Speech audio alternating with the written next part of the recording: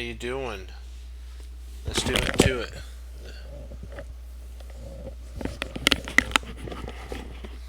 Alright.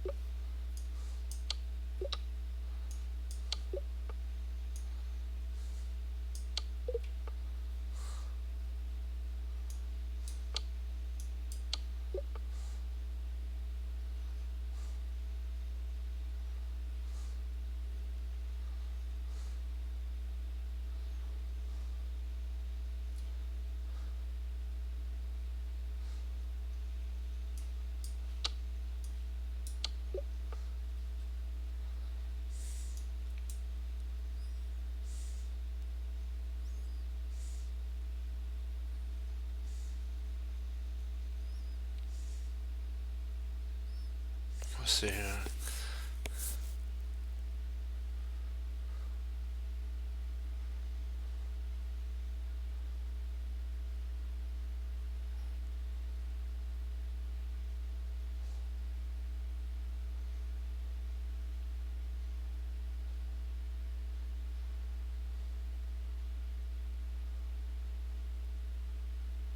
I think it's this here. Oh.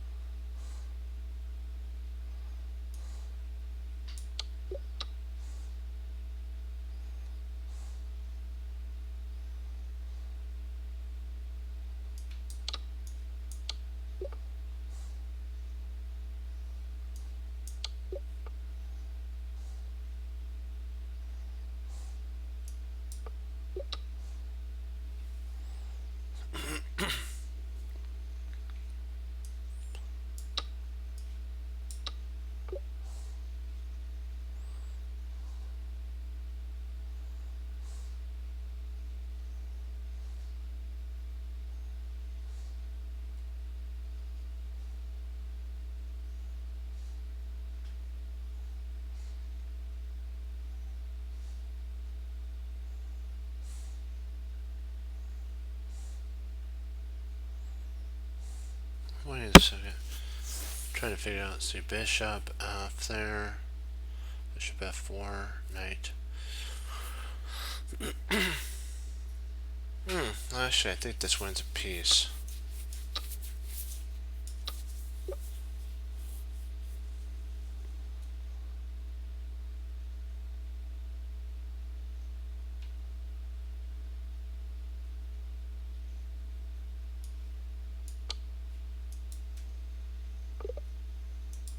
Oh, you win the knight? Ah, let me get a sip. Get refocused down. There's one I missed.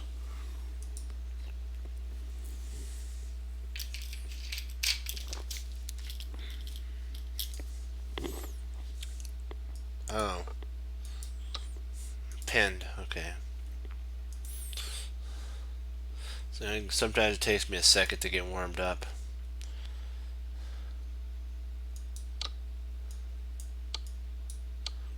Okay, I have to remember that.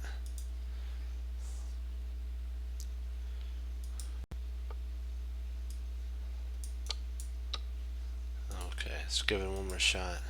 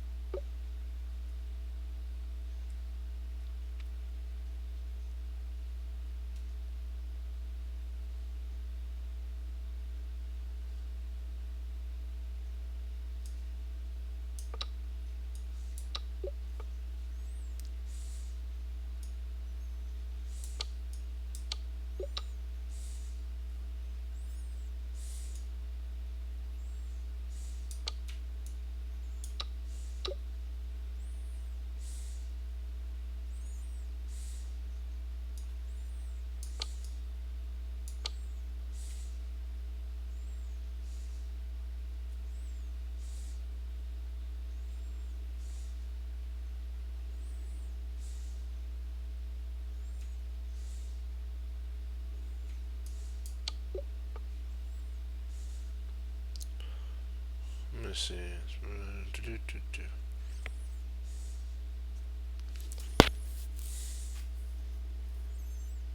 That's that wins, so queen.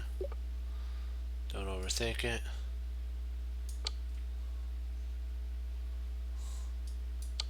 Oh, no, that's not good.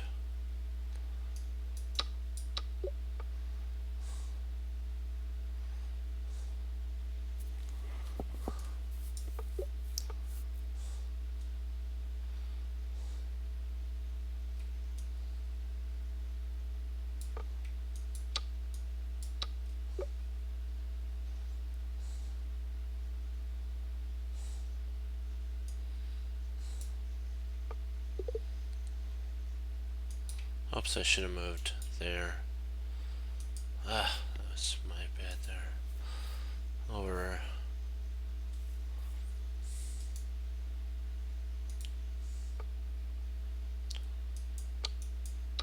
I don't know why I missed that. That was an odd one.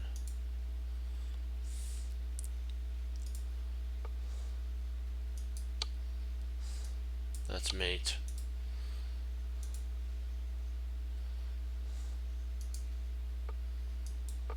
And that wins. And then you just come up the board. Okay, one more. Boom.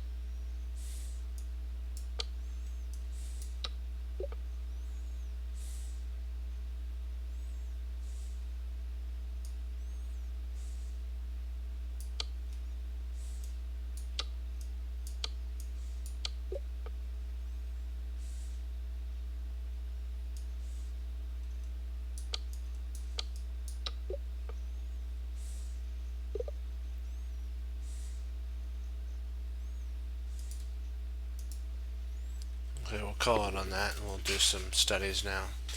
That wasn't as good as our last one yesterday, but we'll get there. We gotta get there. I'm thinking that's not it, okay?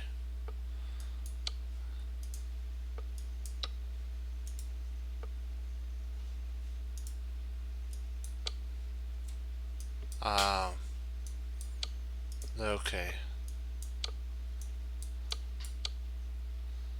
I gotta get that one. Remember that fork tactic.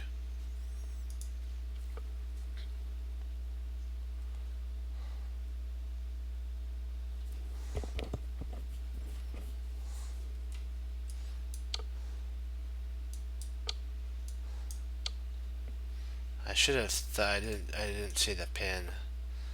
This is a pin that you can't take until there and there. Okay. And then the 1500, let's see what that one is.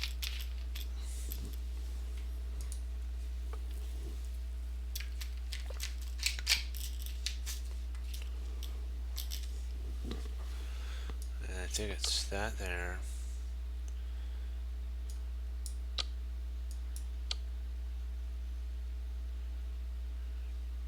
There we go. I would have had that. That was a walk in the park there. So, okay, let's get into our studies with the French defense. The French defense is the one we want to do. Okay, dokie. Let's get on down there.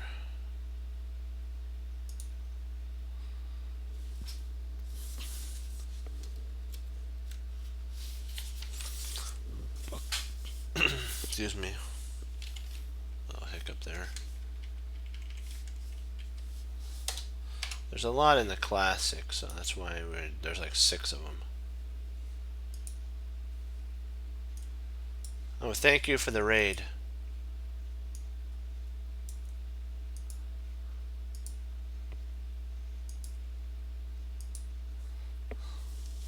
Yeah, we're going over the French defense now. So hold on to your seats and buckle up and get ready to see the way of the French on the French defense. That's what I like to say. Oh, how am I doing? Good. How you doing? Can't have a bad day when you're doing chess.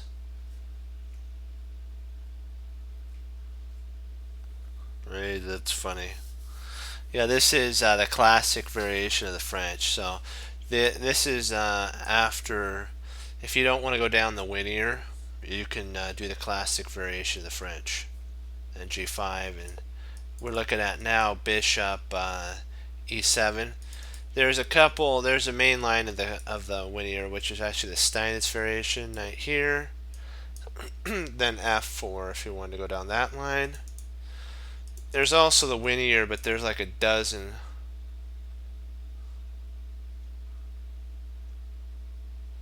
Good. I'm not sure. I don't usually check on the number thing, so I think I think that if the Lord Jesus wants me to have watchers, the Lord will make it happen. So it got David in trouble for counting, so I'm not going to do that. King David. So let's see. So this could actually be played here, and then you go more towards the normal classic after takes. This does happen. And so, oh, he actually did play that. Interesting. So he went down the normal classic. There's like the Steinitz. There's a semi-Rubinstein classic variation and all that. The classic is a nice opening for the French. If you don't want to go down the theoretical lines of the linear, the classic is probably what I'd recommend for a starting out chess player who likes the French and just wants to kind of get a feel for the French defense. This avoids all the linear lines of B4, A, and all that. all that stuff. If you don't want to go into theory, the classic's your best defense, in my opinion, against C3. It's actually it kind of takes all the complexities out of the knight C3 move, and it makes it like, huh. White then's like, there, you're not going down my plan. I want you to go down the linear where I know like 15 to 20 moves down the road. It's all theory, by the way, too. So it's all been thought out, all been analyzed and looked at. We don't want that. We want to play. We want to, like what Grandmaster Sam Williams says. A lot of chess players that are casual chess players have other things they do, and so this is if you don't want to go into like huge lines of theory, knight f6 against c3 is uh, your best. But I've actually had in a recent game that I played, the advanced variation is more common in club level. I've had that played on me. I don't usually have this type of stuff because this is actually Shirov as white and a Mozovich as black. So these are like two super grand masters, really strong. I can't say supers, but they're really strong grand masters. So, but if you ever get in a situation where you have kind of a player that you're facing that you know knows a lot of theory, just throw in knight f6 after knight c3, and you'll get out of the theory line and go more towards fun. Because then what it'll go down to is how my grandmaster teacher told me was it goes more towards tactics at that point. It's who knows their tactics. Okay, bye bye. Be blessed. So it's all based on tactics at that point. And then now, okay, here we go. Takes, queen takes. H4 is actually the Alekhine Chad gambit here.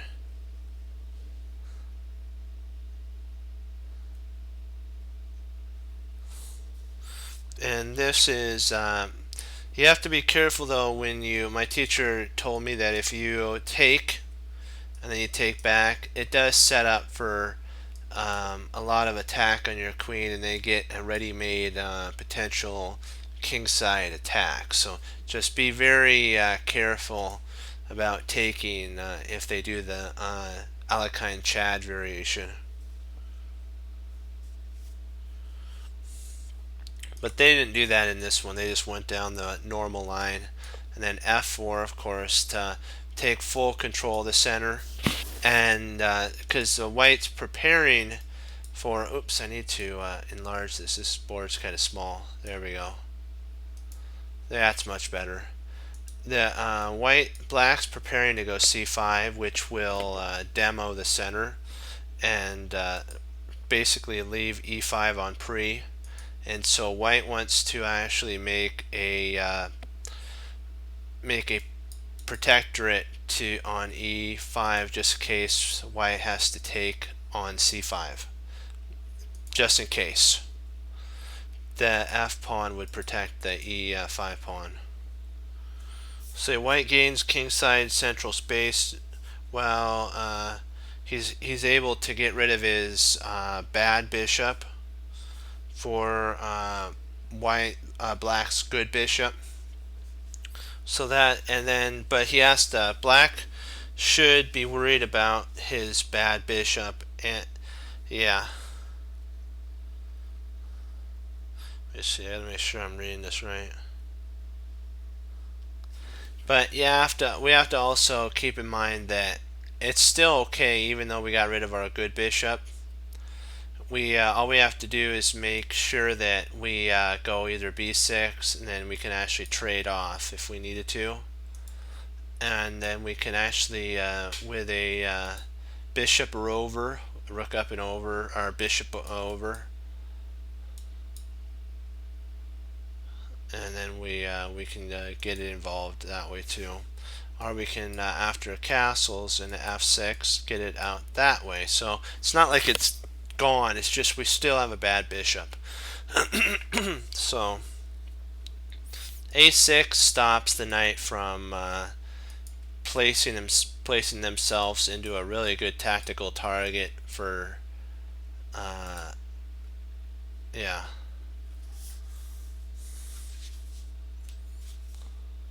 Hey, how you doing? So that's a6 is actually a really strong. It's a strong. It gets an exclam mark on it.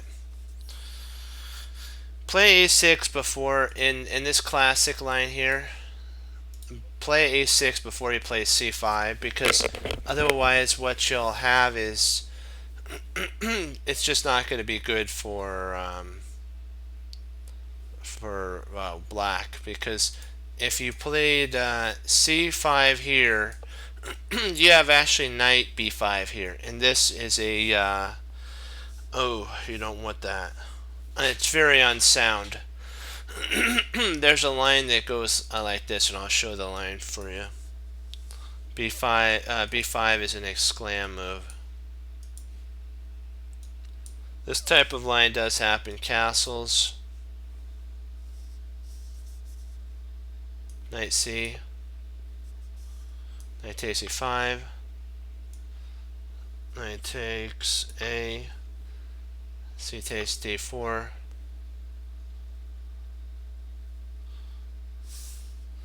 f takes e, and queen h4, check, g3, queen e4, check, e2, queen takes, h1, knight f3, d3, c takes d3, and bishop to d7, castle queenside, and then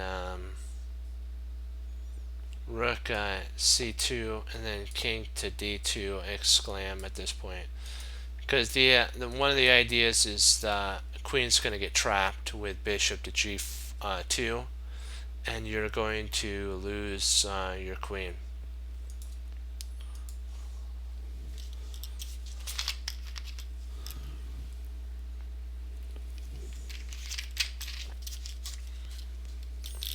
So knight f3 was played. c5, because we don't have to worry about knight b5 anymore. Queen d2, castle queenside for white is going to happen. Knight c6, castle queenside is an interesting move.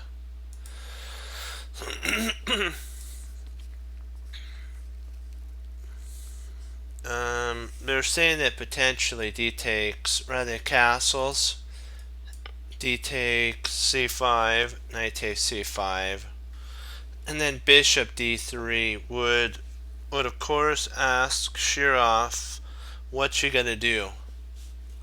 Because Shirov is white, but it's asking, sorry, Morazev, sorry, I'm not pronouncing it right, but you know who it is. It's that one. And Shirov's saying, what are you going to do? I have a ready-made attack. If you take my bishop, I'll take back, and then I'll be able to dominate the open c file. So castles, and then c4, exclam at this point. Normally such a move helps white if black relieves the tension, but not here, since white's king is dangerous, and a pawn storm will appear later on the board. So he plays f5, knight b3 or b6, f takes, pawn takes, and then h4. What actually has been played, this is an older Simon Williams tape, is Grandmaster Simon Williams, is that he would sometimes you can throw in G6. Just be careful because you got to make sure that it works. But G6 does help in preventing F5. So just always keep that in mind that in the classic, white wants to basically try to open up the F file for if he castles queenside for infiltration with his rooks. But C4 is a really good move here because what we're trying to do is pawn storm the other side of the board with B4 or B5, B4, A5, A4, and then just basically devour the king's shield.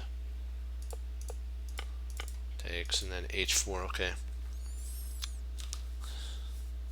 Bishop D7. Now we can actually castle queenside. H5 and then castles queenside is a really good move.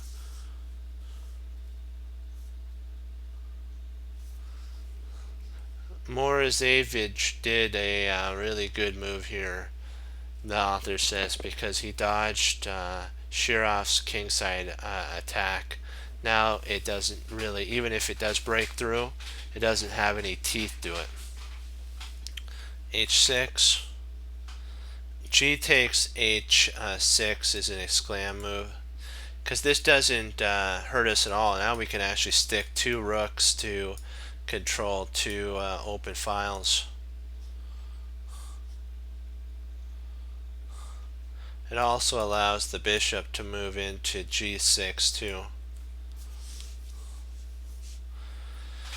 Rook takes H6 and rook D to G8.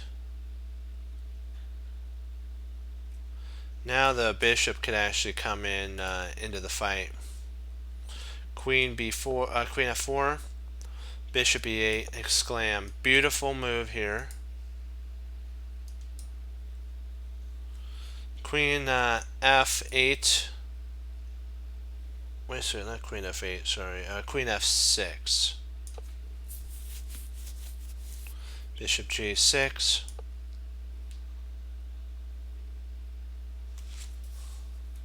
G4.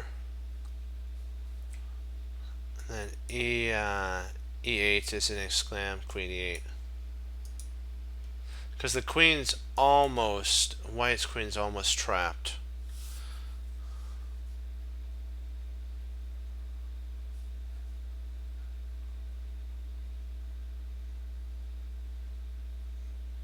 Morozevich knows that he can actually get, by keeping the queens on the board, he can later on get a queenside attack going. So, Queen G2 was actually a mistake by Shirov. White fails to sense the danger lurking for his king. On the margins, we begin the game with dynamic play, in the belief that Shirov thinks that he can basically he can go all out and with as horses sally forth. But you got to remember, when you sally forth, you have to make sure that your king is safe too. So you always leave guards at the castle. Shirov's all of Shirov's soldiers are on outside the country county, and what are the soldiers going to do when if the enemy soldiers start infiltrating in? They're going to have to run all the way back. But how are they going to do that? They only get one move at a time. So Shirov's in deep trouble here. A better idea would have actually been to try to relieve some of the pressure on the bishop and just give up the bishop here.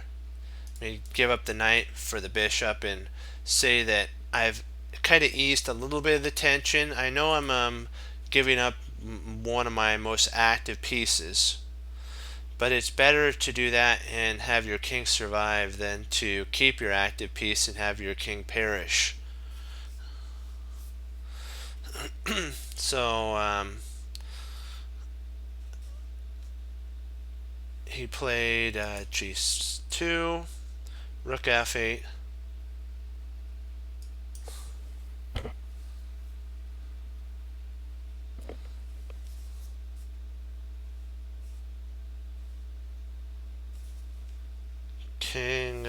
Queen h4, queen h4, and now it's trying to get the queen back into the fight before it's too late.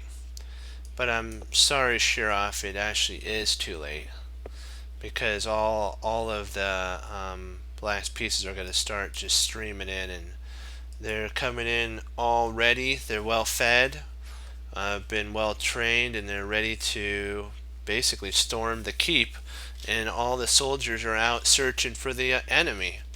And now that all the soldiers are out searching and there's nobody inside guarding the walls to shoot arrows at the enemy, the ladders are going to start coming up.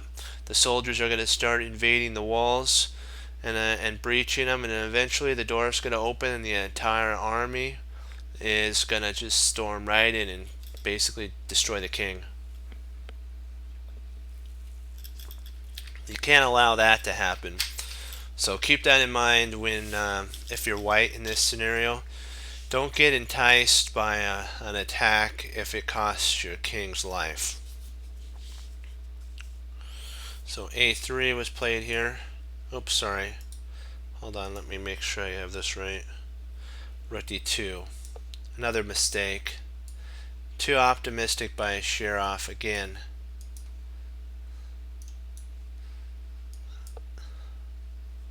a4 exclam. Morozevich wants to have the knight take and then the queen come in and then threaten mate. So a3 takes, knight takes, b takes c. A takes after takes here. A takes b is a double question mark losing move because of a4, which now they're threatening mate. Morozevich would be threatening mate, and even if you took pawn takes, you have mate and one, and it's over. So you can't win the piece back. Red alert, red alert, we have a tactic. Red alert, we have a tactic. So it's black to move, black to move.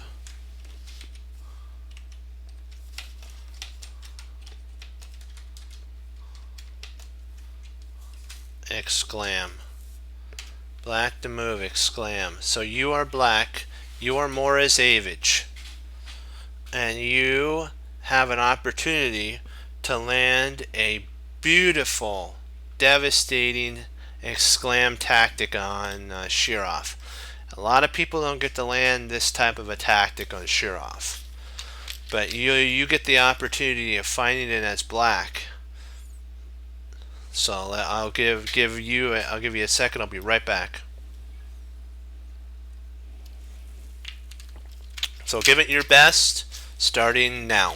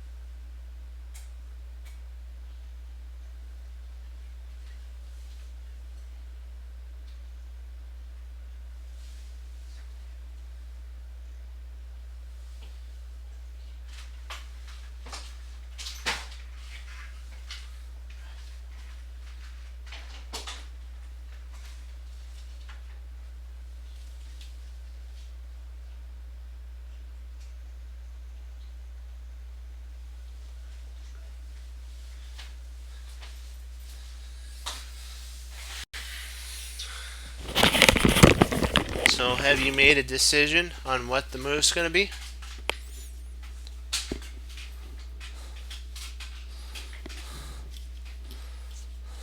Grab a water, drink water instead of tea.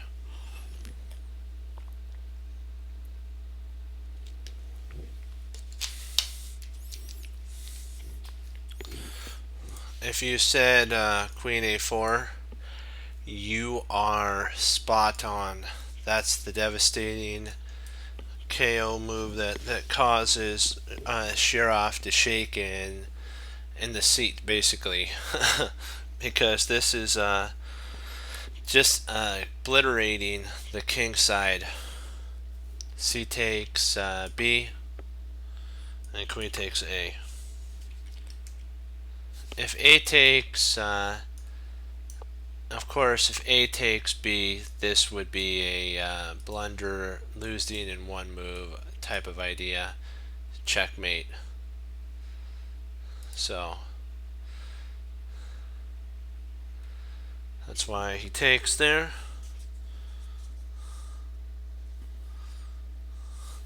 King D1 is forced. I know what you're thinking. Why not King B1, right? Well, you could actually play C3 here and force mate in 2. There's no way to stop checkmate. Well, I guess there is. You could throw your queen in and play rook takes, and then you have mate. So you could do something like that, like a computer line. But Shirov's wise to that, so he just moves his king. Rook takes F. Bishop takes. And then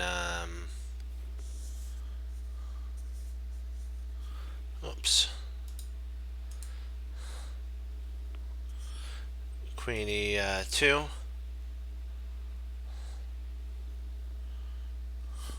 If bishop takes, queen takes, king E1,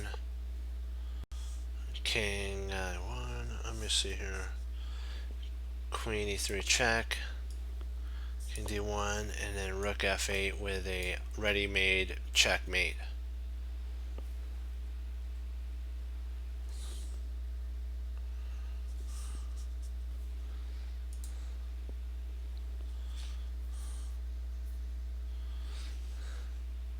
King E3 is actually an exclam move. This is winning on the spot. Queen takes.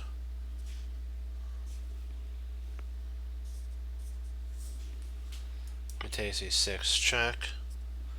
King B8. Queen D6 check. King A8. Rook E2. Queen A1.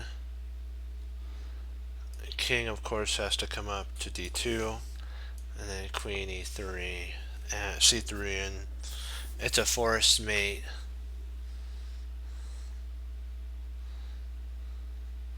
Because after King D1, Queen takes C2, and the King actually, he resigned at this point. This point here, this is where Shirov threw in the towel, so I'll just put a circle there. It takes here. If queen comes there, then you actually can set up for, I believe it's a mate in 2, because you can't come here. This allows the king to run, so you can't do that. There's one move that you can play is actually bishop to B, D3 check, and if he moves here, then you have check, and then that's checkmate.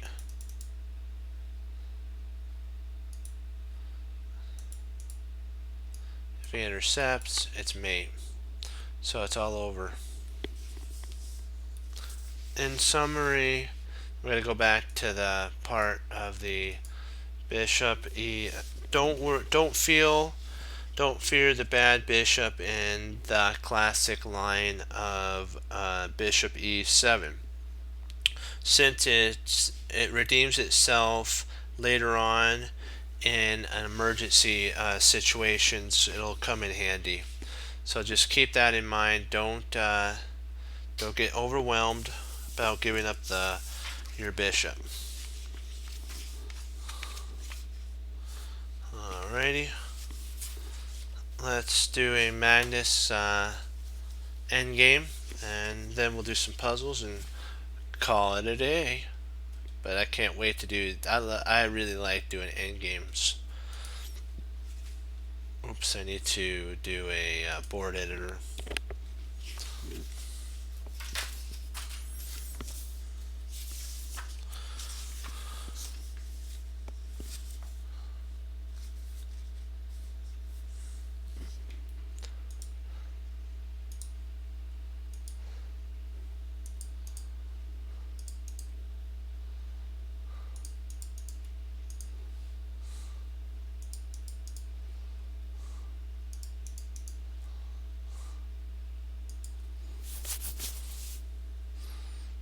Put the kings in their proper location.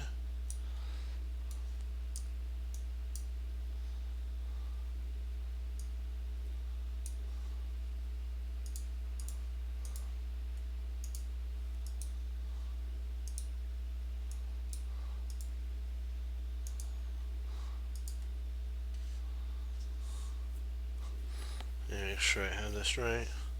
Magnus is white, so there we go.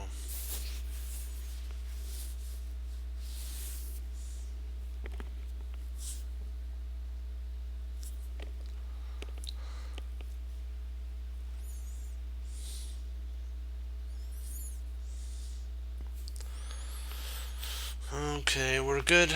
Let's send it into the studies now. Put it in its rightful spot among the Magnus Carlsen endgames. Type in Magnus. Let's do a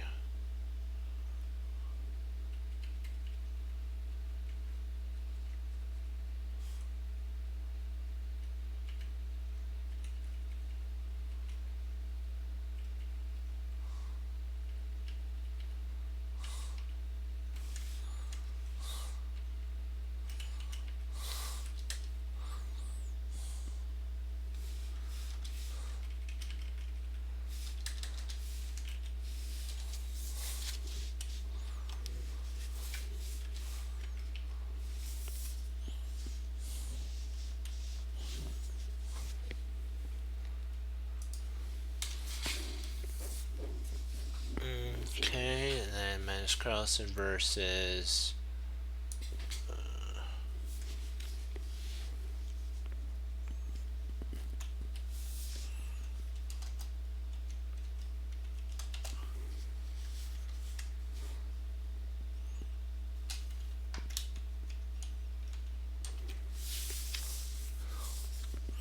let me sure there, got that right.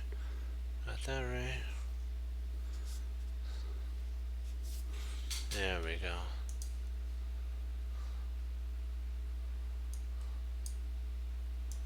White to move.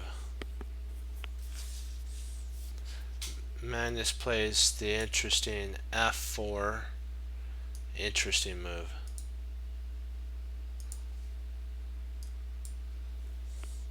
According to my database, this move is not a novelty, but had been employed once before.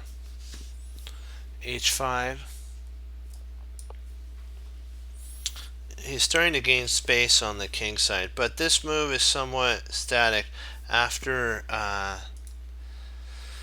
C4, bishop c4, rook f2, rook d8,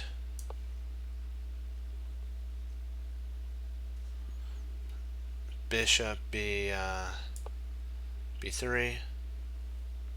pawn b3, h6, a3 check, king e8,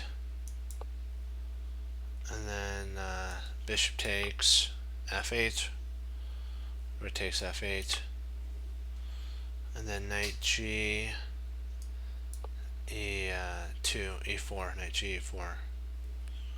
White should have a small edge in this line, a slight edge. Rook d1 is a good move here. Rook d8, trying to trade rooks off. f6 is worth playing as well, to try to undermine and kind of get the knight dislodged a little bit, because like after takes and pawn takes, the knight does have to retreat back to g e4, and maybe best it would actually be is to go to instead of knight g, would be maybe knight to f3, and then try to go for a pin attack, or maybe knight comes in, trade off knights and something like that. So there's actually two spots for the knight to go to. There's that, you can go to 2. Rook d8, rook takes d8, so Matt's like, thank you for relieving a lot of the tension. I'm the one with more space. King takes, and then knight takes e6, which totally he gets rid of the 2 bishops of black, and also causes a pawn weakness now to be taken advantage of with his knight and his rook. With 2 exchanges, Magnus has obtained a preferential pawn structure due to the doubled pawns after taking here.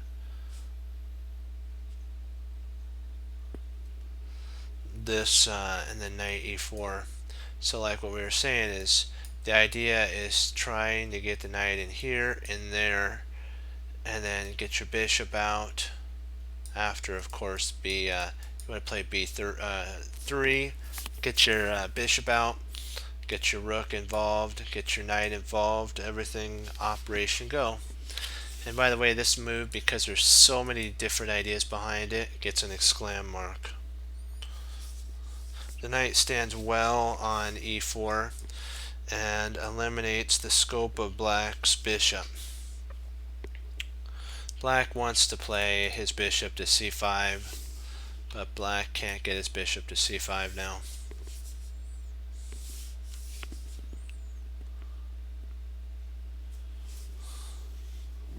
Let me get a drink and then we'll get started.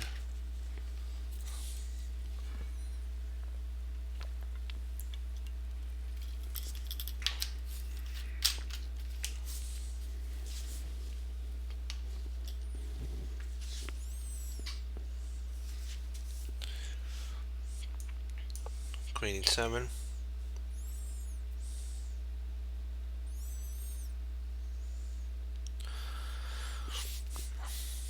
Bishop f2. Remember, your king's a fighting piece. That gets an exclam mark. The king will help carry out the g2 to g4 pawn push as well.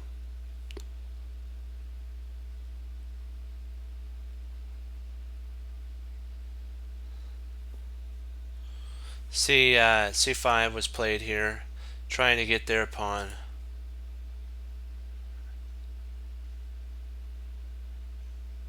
Oh, it is? G. I said G. Oh, did I say queen? Yeah. If I said that, I apologize about that. That's not what I meant. I meant, yeah. Oh, I did. Okay, king f2, and ready to. The reason why I play king f2 was to get h3 and g4 going. Queen e7. Oh, and bishop f2. Oops. Yeah, king f2, and then g4 wants to be played, but not at this present moment. we want to get our king involved. So always remember, king's a fighting piece. Hey, that's the whole point. I want to sometimes when I'm thinking the move, I say the wrong piece sometimes. I don't like when that happens. It happens every once in a while though. So C5 was actually played. The idea is to try to get black's majority going if black can, but I just don't think it's fast enough. It's not, no. Bishop e3.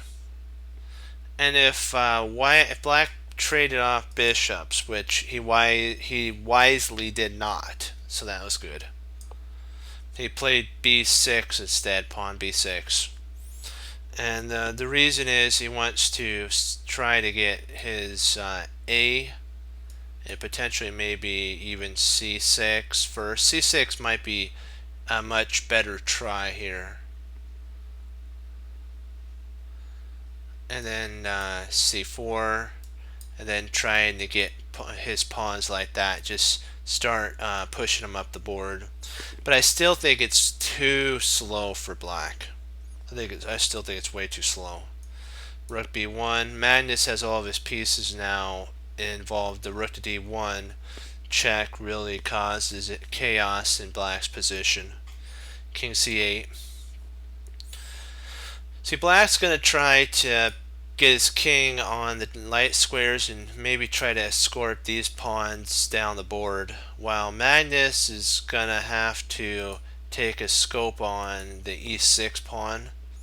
This is Magnus's idea, is to try to gang up on e6 and win it. Well, that's what I would do at least. I'm thinking that probably the reason he traded off his knight for the other knight with check was to actually create a weakness on e6. So king c8, king e2. And if Magnus could get his king over to the queen side and halt the advance of these pawns, the queenside pawns, he would be really good. This also gets it allows the bishop to be able to retreat back to f2 as well, so that Magnus can keep his bishops on his dark square bishop on the board. King b8 was played. There's another line that potentially, like rook g8, could actually be a playable move here. It's interesting. Then bishop f2, the bishop's gone now, and then g5 to see if there's nothing that could be undermined. But actually g3 is a exclam move here.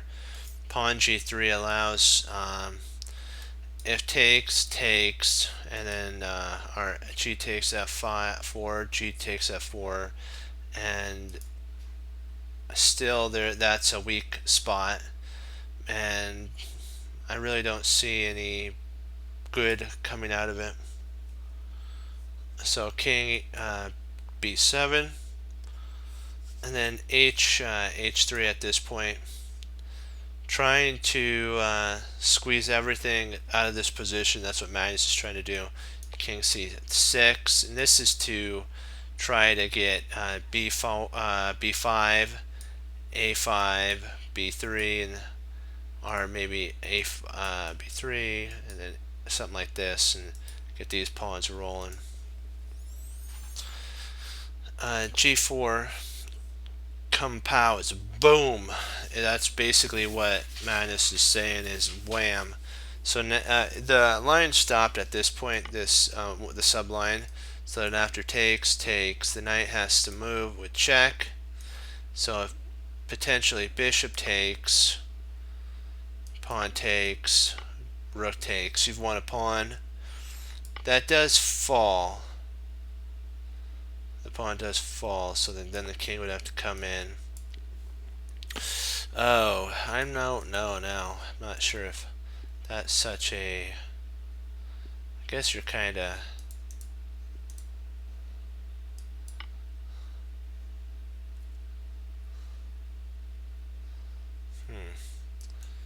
maybe after takes, knight check, bishop takes, pawn takes.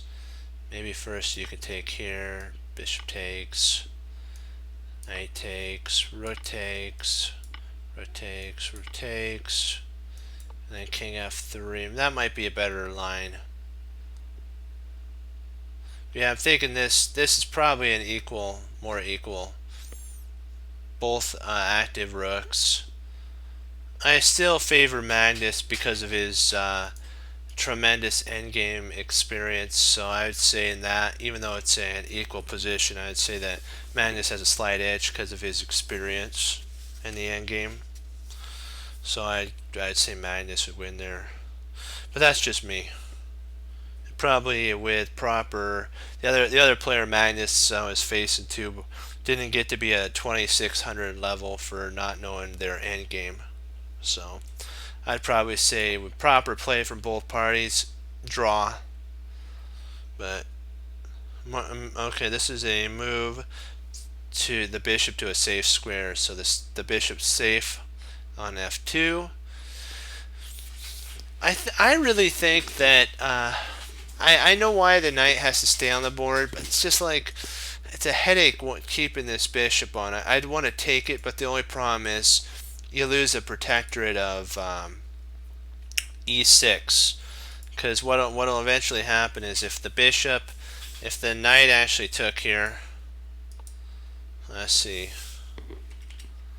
if the knight took here, and the king took back, and then the rook came over, and then takes, and then let's just say bishop takes. This can only be protected by the king.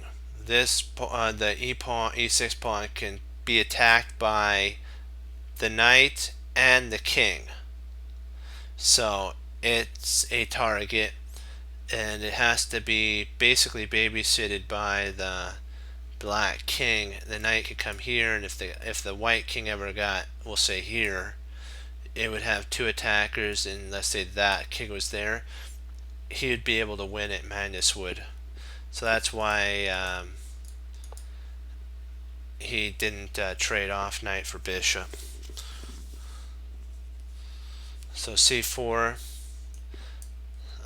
pawn c4, and then king f3.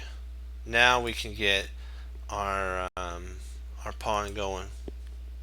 The king assistance and future advance of the pawns is ready and rolling to happen. King c6, g3, a6,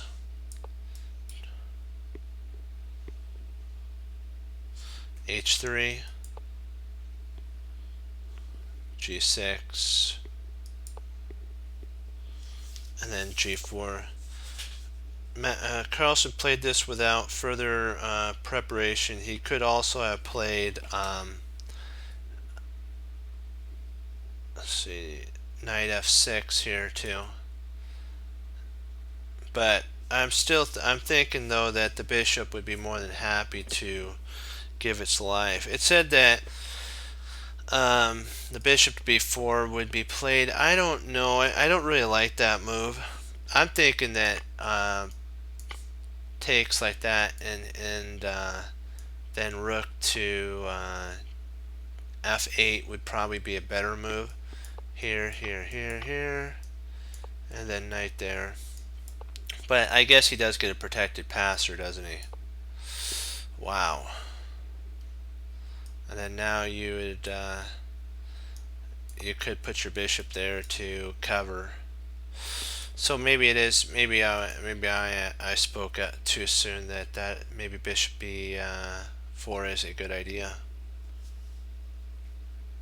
g4, but he's still getting. Magnus is still getting pawn g4 in though.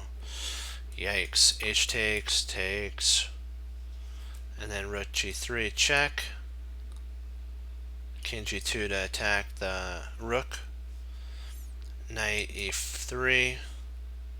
King takes the rook, and knight takes, of course, the rook, and then bishop to d4 to protect the pawn, and also this dominates the knight. because a bishop that's 2 squares away from the knight like this, all the squares that the knight wants to exit out of are all covered by the bishop. These are all the squares that the knight can go to, and the bishop dominates those squares. So white stands better here. So G3 or G4 takes, of course, takes. I think, did we already do this?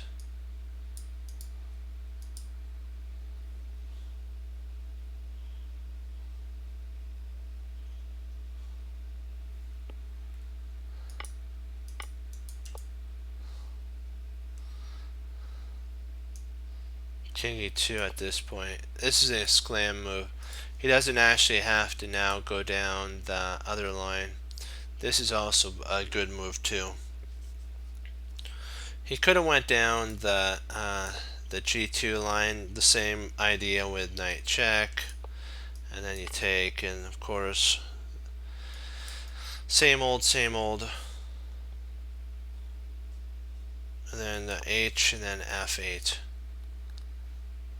Because the reason you don't want to take here is you get the king one step closer to the pawns, and you do not want that. Even if the knight wins a pawn here, you don't want to allow that to happen. There's not enough compensation, as I like to say, in the world to justify the king just gobbling your whole entire side up. So this holds on to everything. The knight can't come in here because it's attacked twice to G3. So H6. H4 could be played. Right, H4. But then B3. C takes B3. C takes B3, and then A5. It's okay. There's also rook G1, D5 at this point, King D5, and then knight to C3 check, King C6.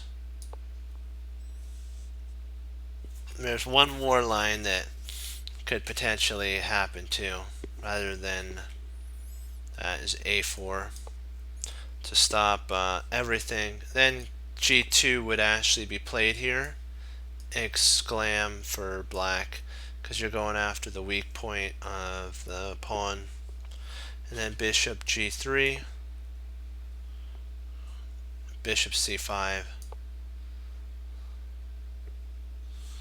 And the idea is that the bishop's going to come into E3 with a very not good threat. Knight takes G. Wait a second. Did I forget something? Oh, I am sorry. I was at the wrong spot. Rook D8. Knight E3 to go after G4. C3. Knight takes G4. And then King F3. Knight C3. And or E3. I don't know why I said C3. E3. And King G5. And Magnus wins the pawn back, so with a fork, a wonderful fork. White is slightly better here, so like slightly in computer terms or the engine terms is a 0.5. Better is like 1 to 1.5 or 2 pawns or points. Excuse me. Okay, so rook G1 to cover the pawn, and then B5. Black's trying to avalanche their pawns. Black could have tried King. Hey, how you doing? Bonjour. Black could have tried King D4 or D5. or I should say hello. And this would only help with white c6, because of course we figured out that if bishop takes, then what would happen is you take here, and if you tried something like this, then you can actually take. So yeah, so he just moved his king back rather than taking. Bishop g3, c5 to attack the rook, and then rook g2. And white could continue with on king f3, knight e4 after king f3, and then rook to h2.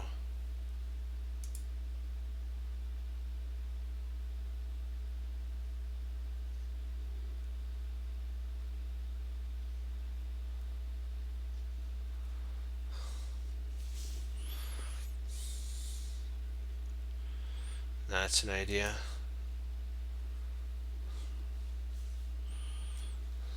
And so e3.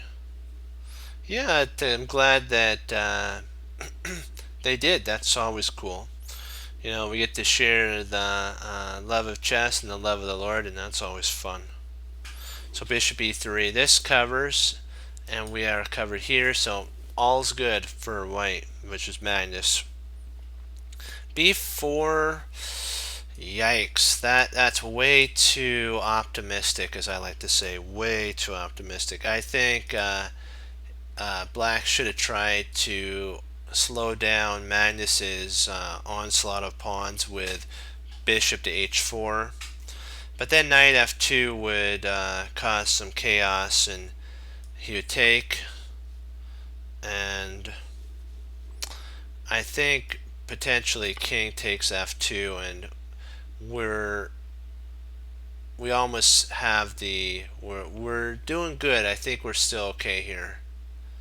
I think we're still in the works of victory,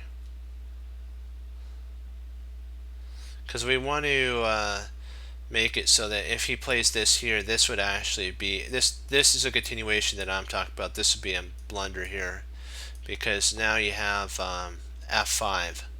So be careful. This is an idea of trading off the knight. So if takes, bishop takes, rook takes, pawn takes, and then takes, and you could play rook there. Oops, not rook there, sorry, that would lose a piece. I guess we do. Oops, why did that do that? Come on, exit out. Oh boy, gotta be careful there. Somehow that glitched. So he just played this. Okay, so b4.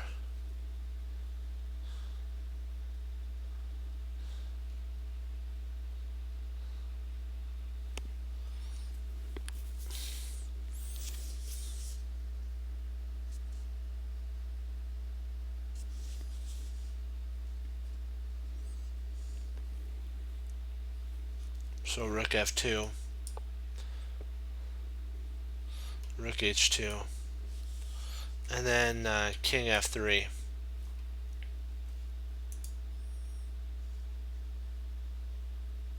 Oh, wait a second. You're saying that after here, there,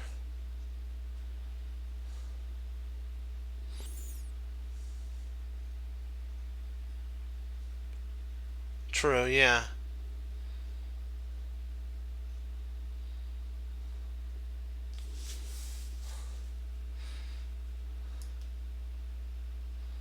But I don't think Magnus would want to play g5, because he loses his breaking potential. Whatever you do, you don't want to do that. The black, in my opinion, even though the bishop's trapped, black would have an advantage here. This would be it would swing into black's area. Yes, the bishop is trapped, but you don't have f5 anymore, and so 2 pawns stop 3, and all of Magnus's kingside pressure would have been dissolved. So I'm not sure if g5 is actually after h4 is the best move. I was just looking at it from an in-game position. I think it'd be drawn almost at that point, a draw. Maybe even, boy, I just didn't feel right, because I want to, if I played there, I don't know, how can Magnus make any more progress? He probably would just take here, then bishop takes. Oops. Oh, I'm sorry, I have the wrong spot. My bad there. The knight, oh, that is funny. I had it in the wrong one. That is funny. That was funny. I had it in the wrong one. So in this, yeah, I don't know. I don't see any progress that Magnus really could do. He'd have to somehow get his knight to f8 and win one of these pawns, but that's like 4 moves out. And black's got a lot of material, so king f3. Magnus forces the exchange of rooks at this point. Queen. Oh, so he did play queen h4 or bishop h4. Wow, that's funny. That is funny. Rook takes h1. Knight takes. So now the exchange of rooks has actually come under pressure. Now that the rooks are gone, it's all down to who's better at minor piece endgames. And of course, it's usually the stronger player that is, usually. But sometimes you can hold, and I'm thinking that black might be able to hold here if with proper play, but I don't know. I'm not sure now, that because these pawns are going to become real, as Maurice Ashley would say, and that usually means trouble for the other side. They're going to be trouble. If we can get the bishops, if Magnus could trade the bishops off the board, his knight is so superior. 1 second, I need to get a drink. Excuse me, just a little allergies. Much better. Okay. There's a line that if bishop, if bishop e7, that just makes the bishop passive. So knight g3. What's wrong with my throat? Oh, allergies sometimes. And yeah, sometimes it just gets dry. It's okay though. I'm good. I'm all good. A5 would be played here.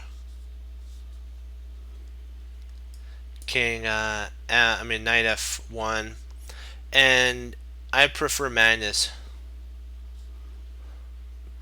in this line. The king comes back, and hold on 1 second. Did I miss something? King c6. Oh, okay, got it. Wrong. Had covered up the move. Had my pointer finger covering up the move. That would help. So after knight there, king b5. Yep. Now black's trying his heart out to get, or their heart out to get going. Yeah. But it's actually doing a really important job of guarding f5, so it's doing something. But is it enough? Debatable. I'm not sure. It's totally for discussion later on, for probably analysis, b5, f4 or f5. Wow. So Magnus, they'd say going all in at that point, huh? Wow, wow, wow. E takes f. And then king f4. Okay. So trading off and trying to get that a pass pawn that way. Wow. That does paralyze the knight, doesn't it? Wow. It shows how you gotta have the right bishop. Let's just say. With no bishops on the board, the problem of black's double pawns should be assumed as a big, big, big role now. So there's no bishops on the board to guard the pawns, and now it's going to be a problem. a5, and then Magnus plays c3. This prevents any further breakthroughs at this moment.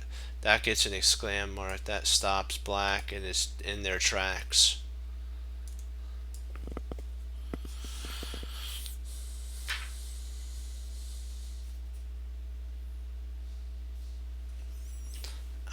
The author is saying that better. They played b3 here, which is a mistake. Better at this point would actually be knight g5. Would actually be an exclam move, because what you're wanting to do is try to get your knight reactivated. And 94, 97, a4, king c6,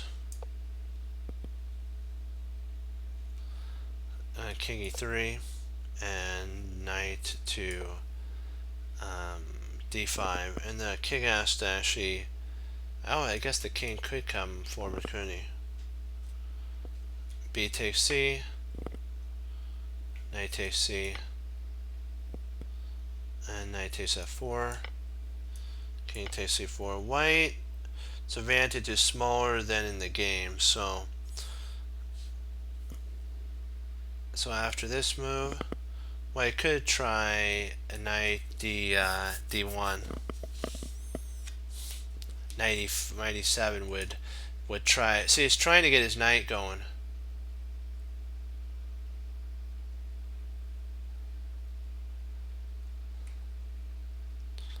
Are you talking about the G pawn push, or the the F pawn push? That's what I mean. Well, because you have to always keep in mind, change of pawn structures are important in endgames, and if a certain pawn structure favors one side, that's what they go down. And this structure, because it's two divided pawns on e6 and g6, the knight is going to be, for white, a very powerful piece. If it could plant itself on f8, it would cause a lot of chaos to these two pawns. So king a knight e7, knight e3 check,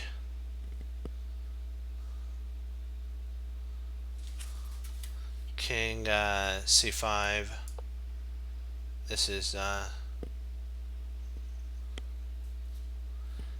then king e4, c6, f5. Now the pawn break does happen, and I'm thinking that it's white that's can only be winning at this point. A wonderful pawn break. G takes, knight takes, knight d5, e6, b takes c, b takes c, knight takes check, Black gets away with actually doing this, surprisingly. It's still a draw.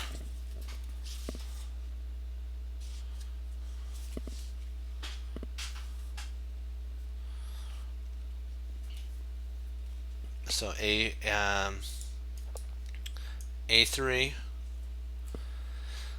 knight G8, knight D1, knight E7, knight E3 check, C5, king E4, and A4. Black has another reasonable move, but not so.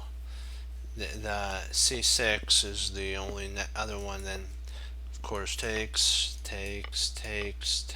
and I think king. I think knight D5, E6. The same idea happens. Then takes. That's actually a pretty impressive move. King E5, D5, D6, C3,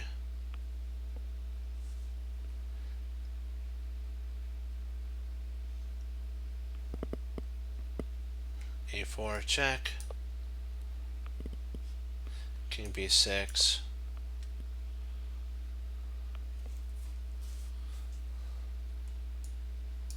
C3,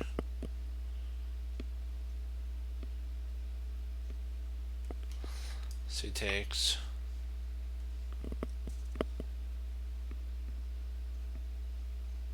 I think there was kind of a little glitch in the recording because it said C3, pawn C3, knight C3, but I think he meant knight takes C3, knight takes C3, and then E7,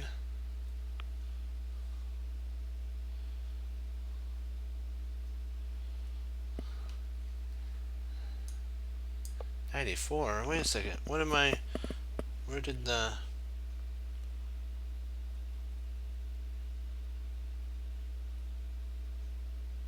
Oh, I think I. Uh-oh, did I do something? I think I did. Hold on. C3. I think I put in the wrong moves. Hold on. C3. Oh, knight E4. Let me make sure I do this. C4. Knight takes. Black can no longer resist the anything anymore because the pawn's going to be thrown up the board. So, kind of interesting. Okay, at this point, it's madness to move. It's black to move. Oops. Double exclam. Black, you're not black. Sorry, white to move. Oops, I have it wrong. Hold on. Hold on, I gotta change that. Hold on, it's not black. Somehow I got black in there. It's actually white. Ah, come on.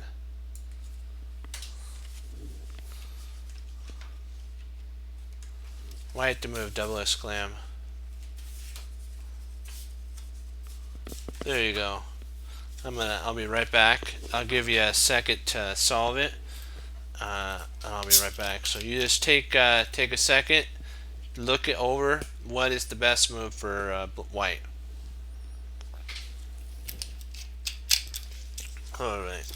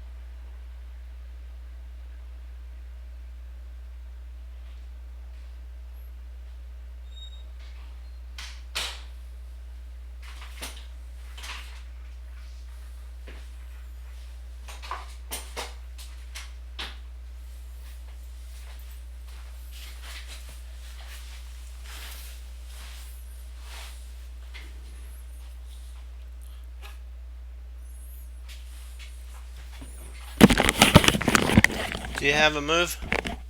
Do you have a move that you're thinking about?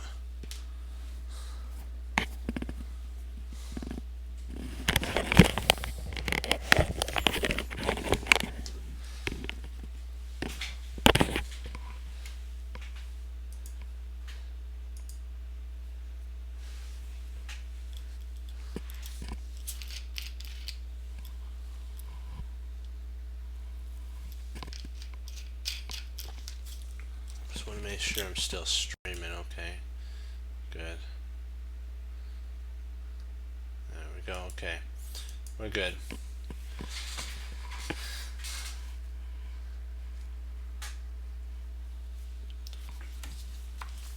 Do you want to give it one more shot? Want to give it one more shot?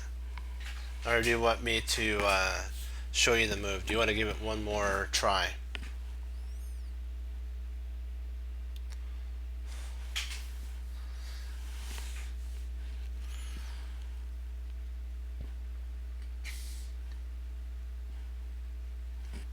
No, it's not. It's not F5, but that's a good try though. It's actually knight F2 double esclam.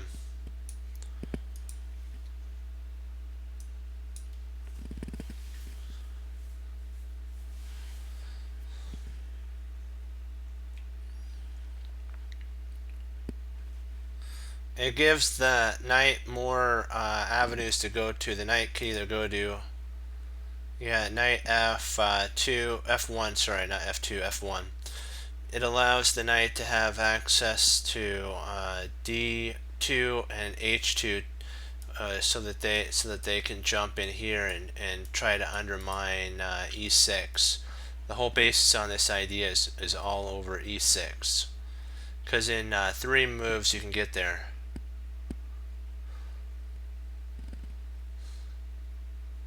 What if black plays D5? Hold on, let me play one more move. King B5 was played. So you're saying if black played D5, well then what you're probably going to take a look at is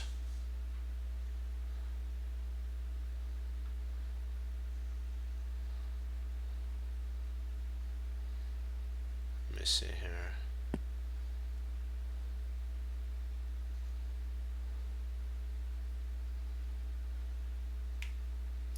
Probably F5 at this point. And then takes.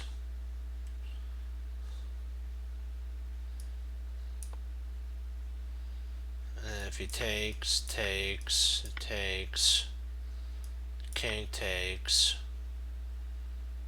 And if here, he just helps him, and then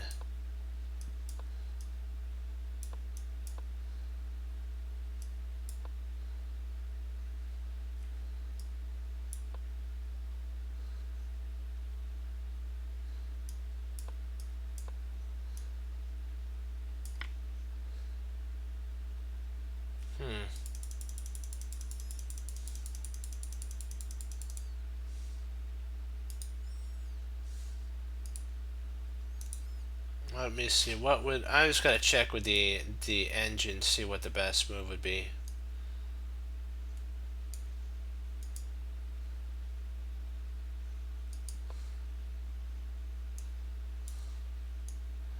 So that's the best.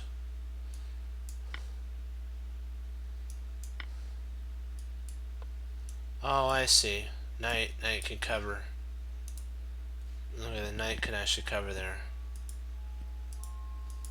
So B5. Oh, knight. Oh, wow. The book actually says that this is a double question mark. So we actually went over the line that it did not approve of. F5 was right.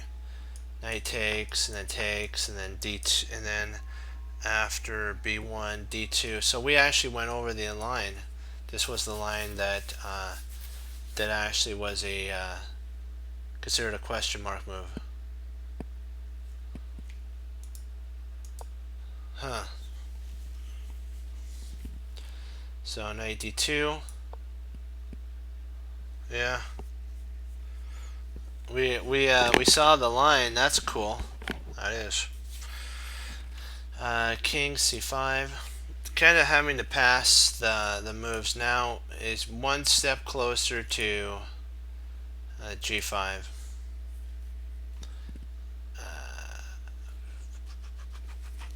Let me see here.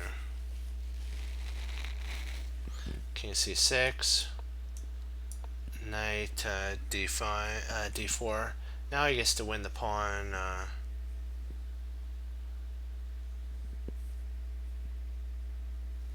Oh, not b6, not b5. Sorry, it's c6 check, and then king d7.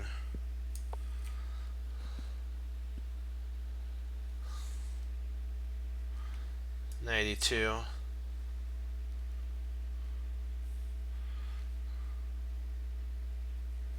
F5 could actually be played. That's what the author's saying at once here if you wanted to, and get your pawns rolling. So, but Mattis chose e2, c6,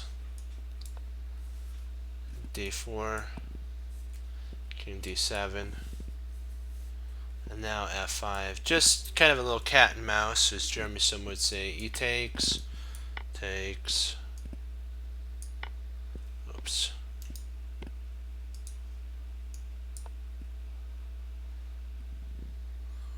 c5.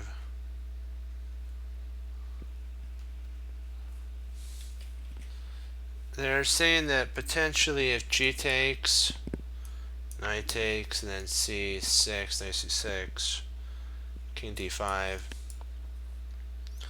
b4, check,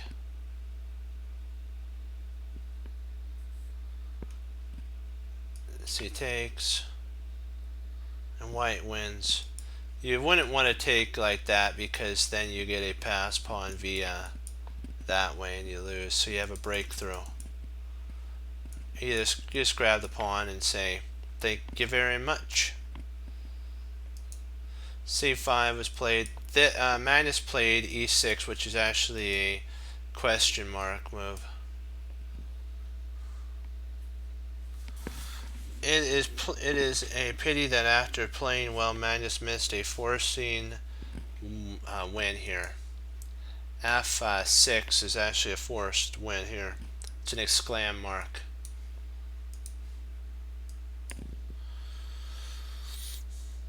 D takes E.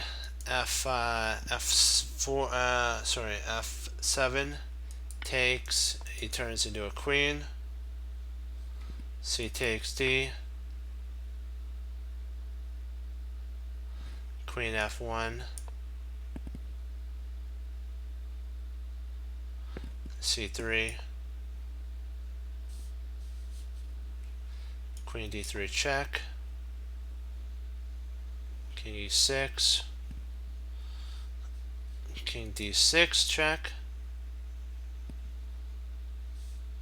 King F7. And then E6 check. And white actually wins at this point.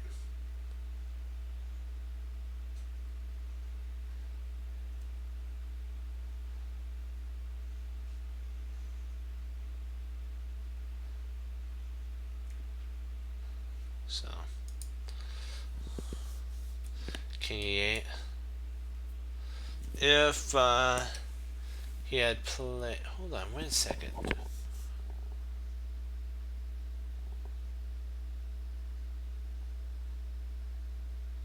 Oh, that's silly of me. I almost forgot. There's more moves. E2, F takes, F4, E7, King E5, and then G5. If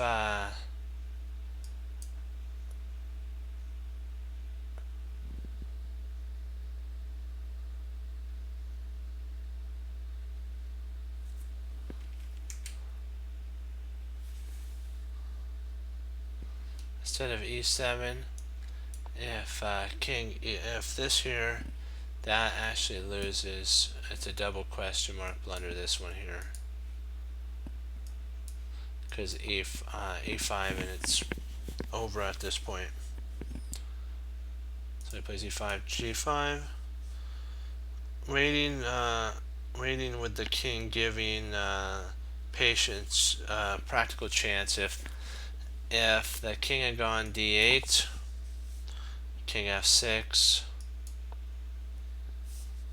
and then e8.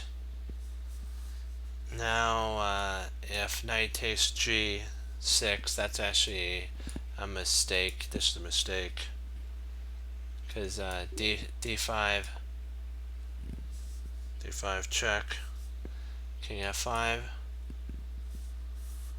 knight e3 check, exclam. This is actually an exclam move that is really strong. King e5, and then d1, and he finally, another exclam, he's finally made it to the pawn. King d6, king takes c3, black survives. Now after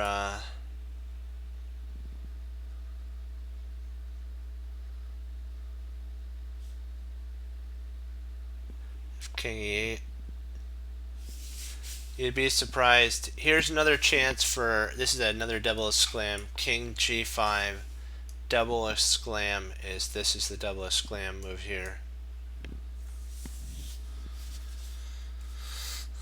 He steps out of the way of the threat of the checks and without occupying e5. So king d8,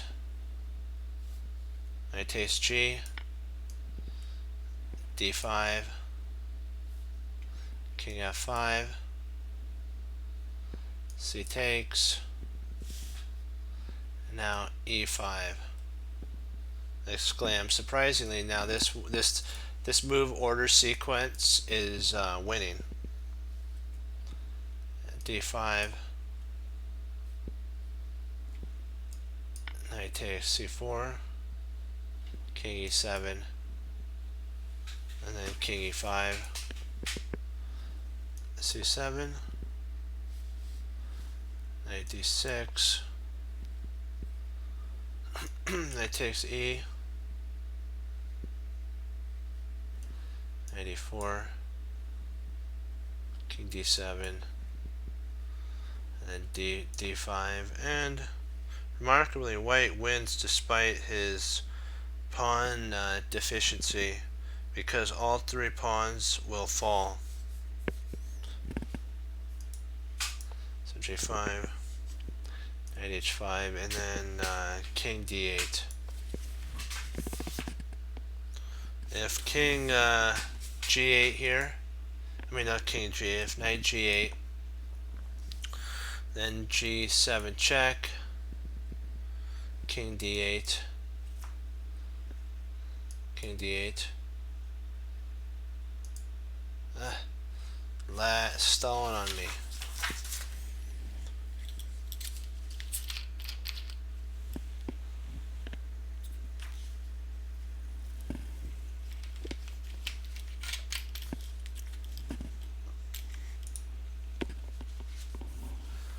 Not again.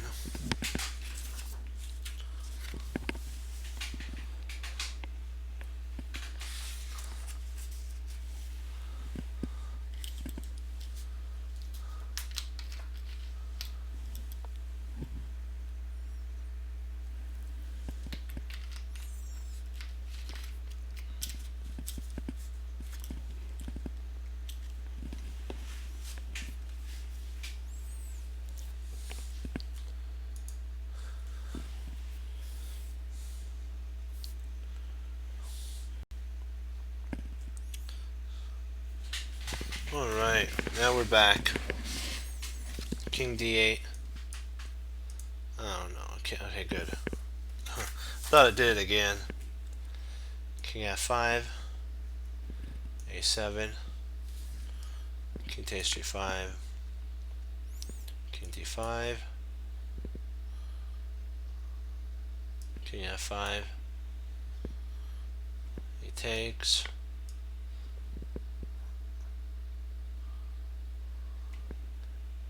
b takes c,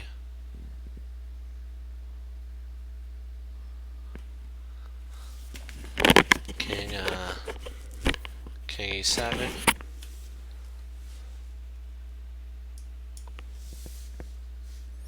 king e5, b2 f5,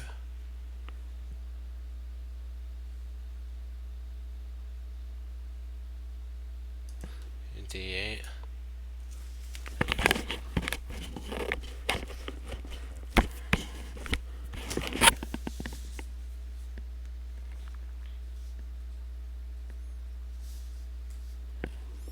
king d6,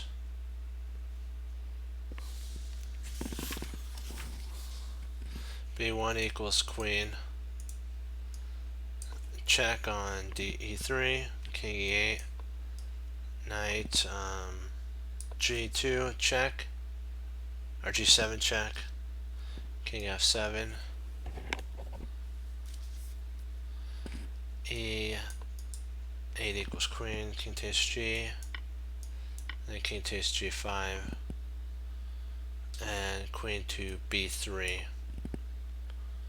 And the queen endings would be a draw.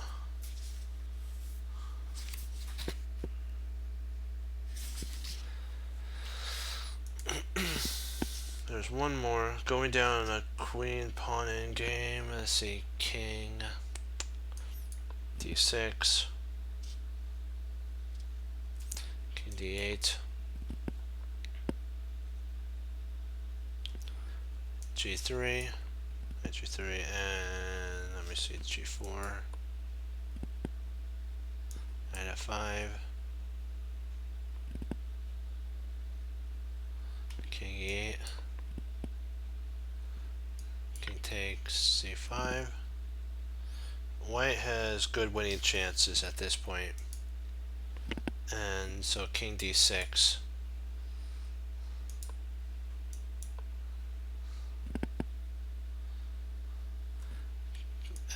King f5, knight f5 check. If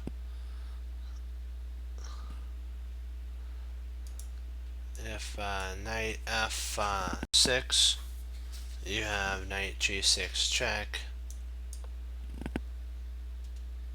king d6, e7, g4,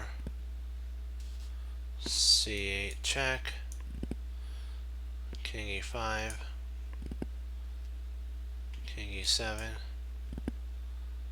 and knight e3, king d8. And white can press in several ways, but I see no direct win. e5, king e5,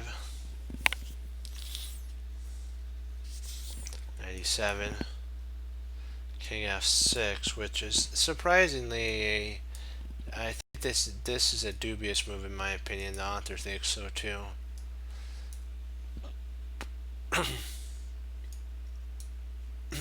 Excuse me.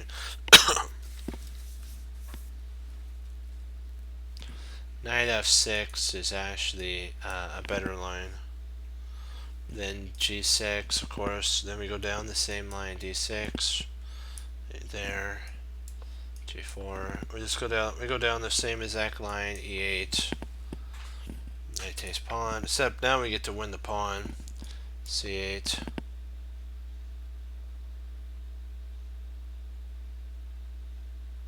King d5. a7.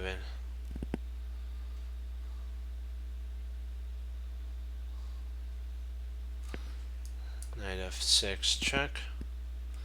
King e7, and then knight g8 check. King d8, not e8, d8.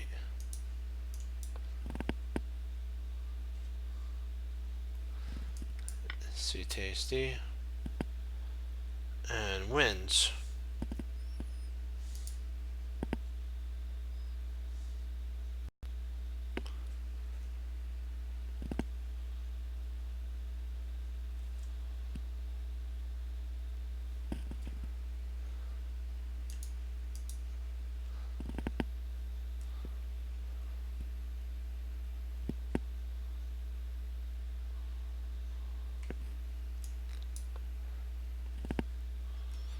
Knight c8, g4, e7 here. So knight e3 to try to win the pawn. King d8, king f5, e7.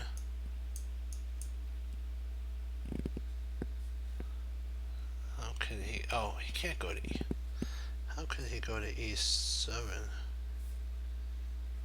Oh, knight e7, not king e7. Oh, it's funny. That makes sense.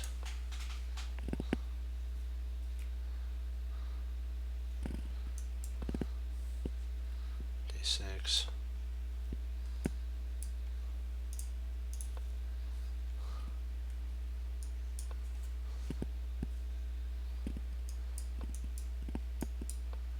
e5. King f8. Black is struggling, but I see no forced win. So he actually blunders here with king c6. This is the losing move here.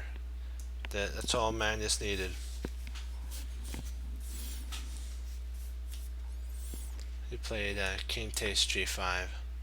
But instead of that move, Black could have tried d5 check like what we always talked about.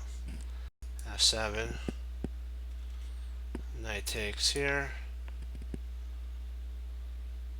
C takes d. b2.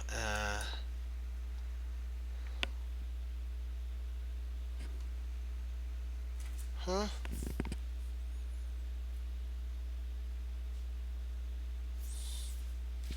Uh oh, I think I got onto a different line. Got my lines mixed up there. F4, G3, G3, E7, and then E4, D5. I think Black can hold by playing back and forth. Black can hold.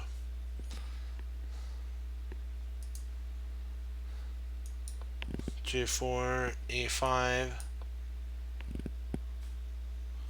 Knight C8,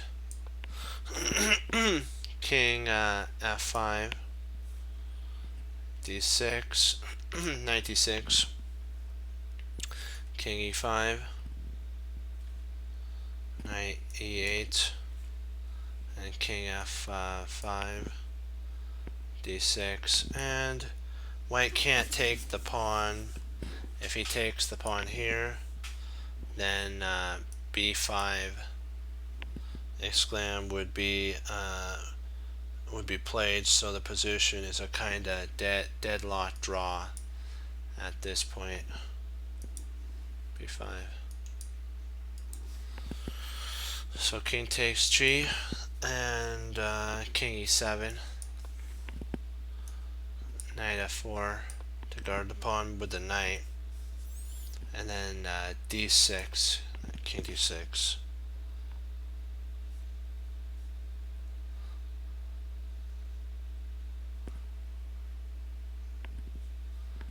Knight E5.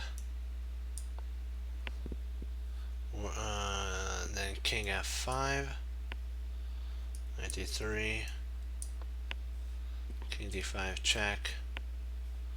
E8 and king F6.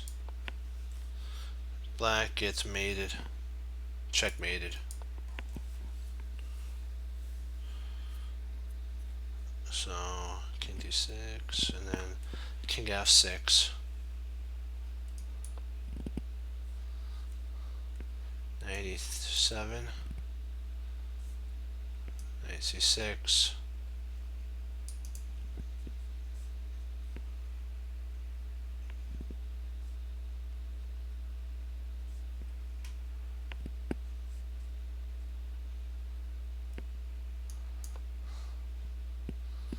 C6, Knight E7,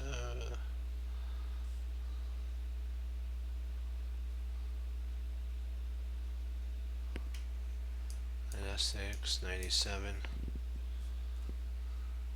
knight g2, g8 check, king g7, exclam. Only winning move, but for such a player, it is easy one to find because your knight's going to jump in and guard the pawn. 97, king f7, knight c6, knight f6, knight d4, a7, king d7, and king f7. Carlsen's first he made an isolated pawn on the king side. He exchanged the pair of bishops in the end game, and he basically attacked his opponent. He missed one winning idea, but that's not a bad. This is what could happen if black didn't go down d5 but went e7 here. Knight e3, knight g8, king g7 there, knight there, knight f, and black could actually resign at this point. So we'll go over some puzzles now. This was a longer one, but it was so worth seeing so beautiful moves. So let's get on to our puzzles. Okay, let's do it to it.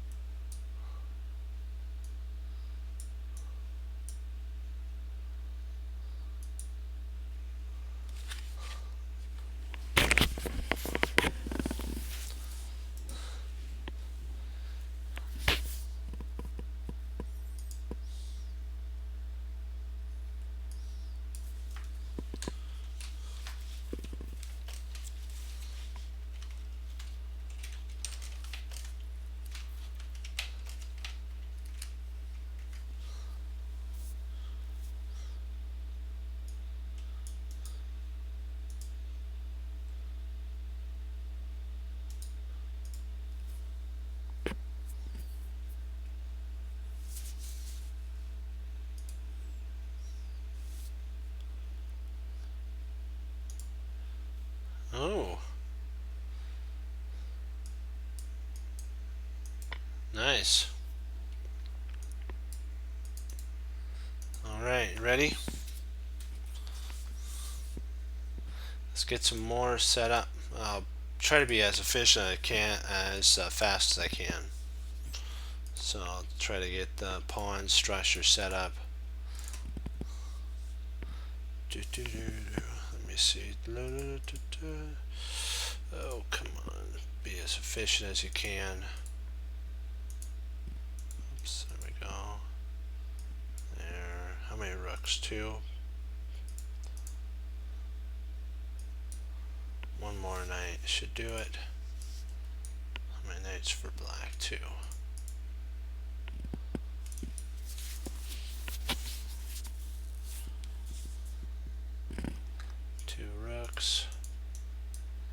Where's the king?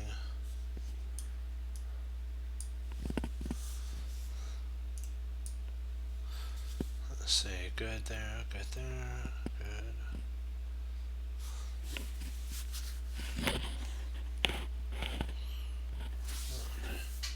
Oops, I almost forgot the queen. That would help, and then a king. Let me show my time, boom.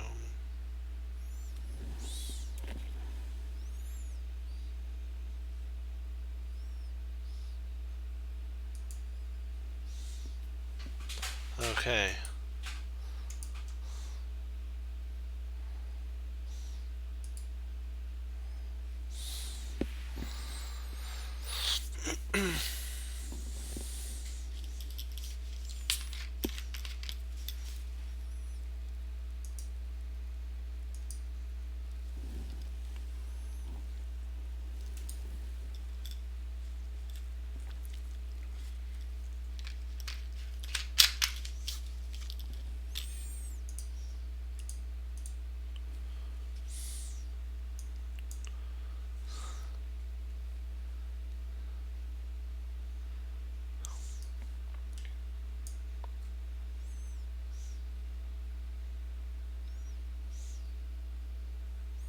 Knight g5 check. The take's there. I don't see the mate. Maybe I'm missing something. I think it's so it takes. No, that can't be right either, because then that's mate 3. See here. No, nothing there. Just want to make sure. I want to make sure I put it in 100% right. Hold on. Yeah, I'm good. All good. All good. 100% good. 100% good. So this is right. Knight g5.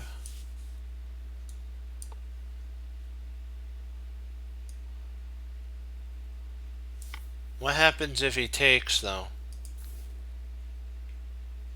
Oh, knight g5? Oh, okay, knight g5. Okay. Not knight g6, knight g5. You're right, knight g5 wins. Because if knight there, yep. You're right. And if h6, then check, mate. And let me see here. If bishop takes f5, then knight f8 is mate. So you have 3 different mates. Actually, probably a dozen different, but that's if different pieces move. So congrats on that. Let's get on to the next one.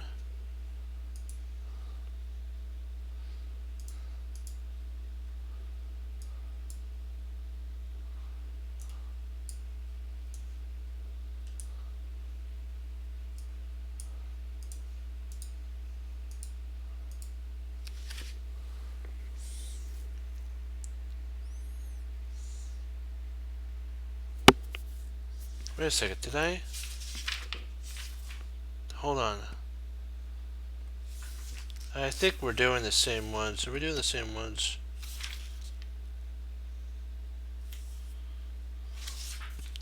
These look familiar. I think we're doing the drat out. Did I not mark it?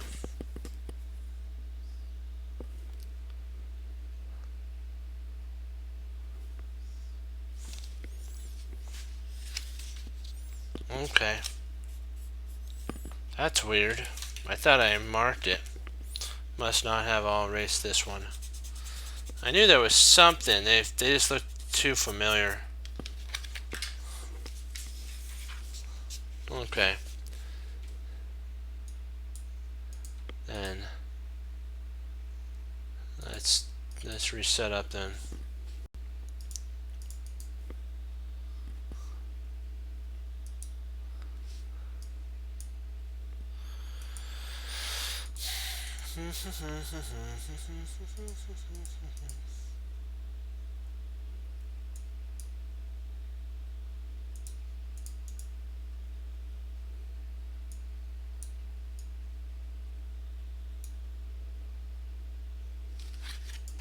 with it.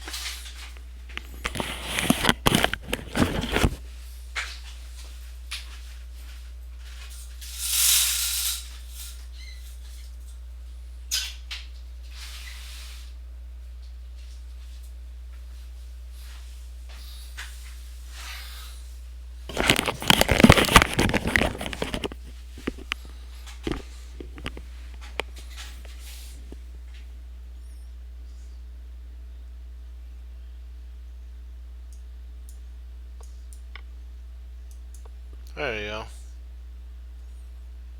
That's fine. You did great. No reason to be sorry. You solved it. That's cool. Okay.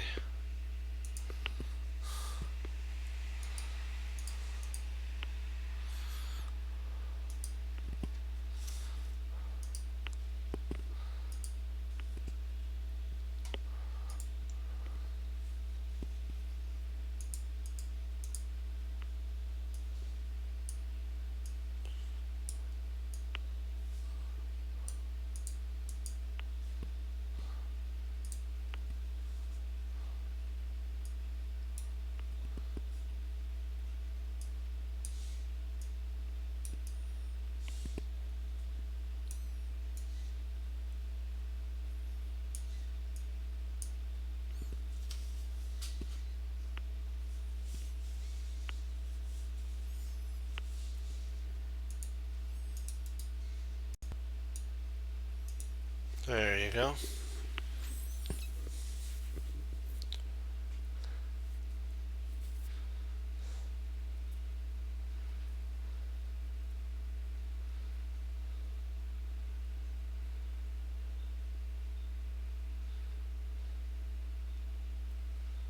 Yep.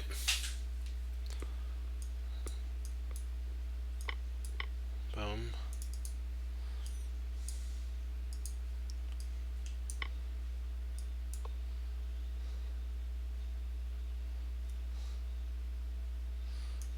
It's actually not mate anymore. It's mate in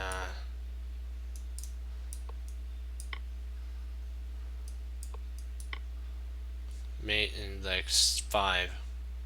There's mate 5, but you found the mate in 2. So congratulations on that.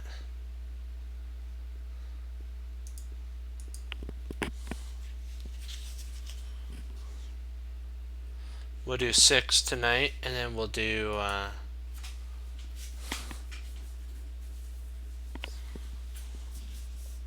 we'll do 4 more of these.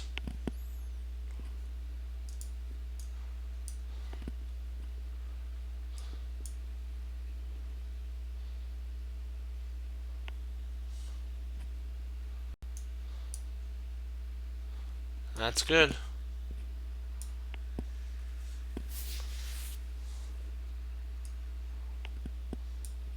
It's great to share the love of chess, huh?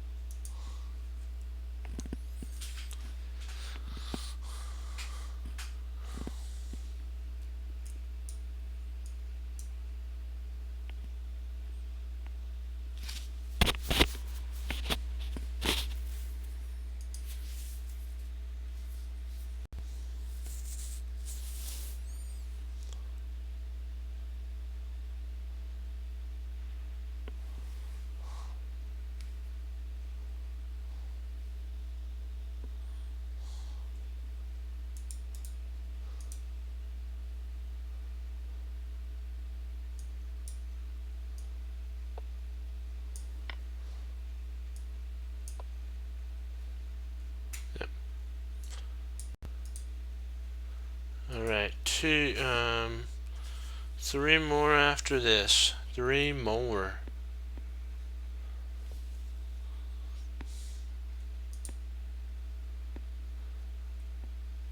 Come on. It's lagging on me again. Their server's having a sitch.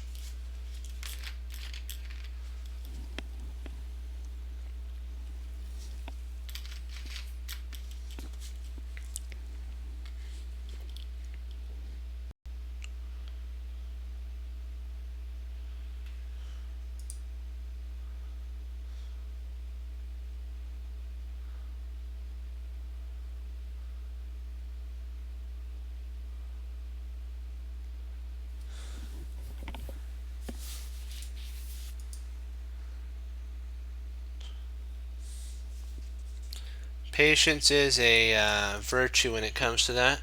Just keep reinforcing. You can also say that it moves like an L. If that's how I usually teach it, is it moves like an L.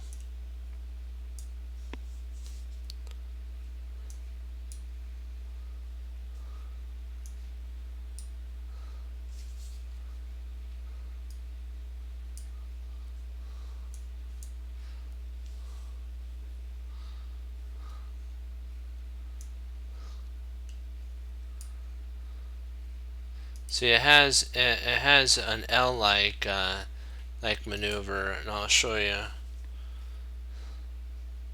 Yeah, I'll show you in just a second what I'm talking about after I get this set up for you to do, and then it will help you. There we go. Mate and two. See, if you want it makes an L. See, it makes an L, and then it makes an L, or it makes an L, or it makes an L, or it makes an L, and then you could do the same thing. Oops, I don't want to do that.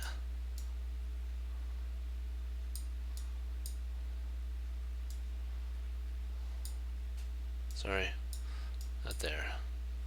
There's a lot of different maneuvers.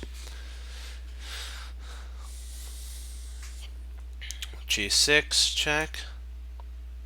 Oops, did I forget? Yeah. Queen takes, pawn. Wow. That's a pretty straightforward one there. Two more.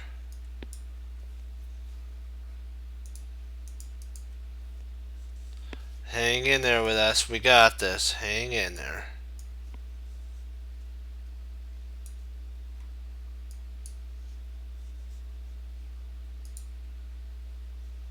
Hang in there, team. We got this.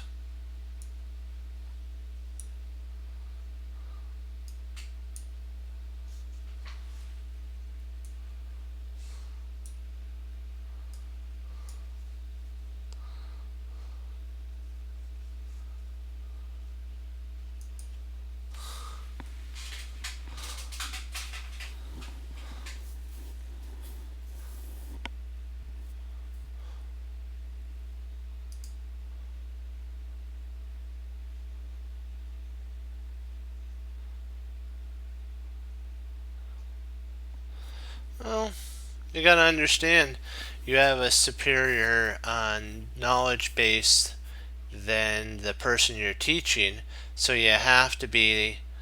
I know it sounds like you're saying it again. Patience.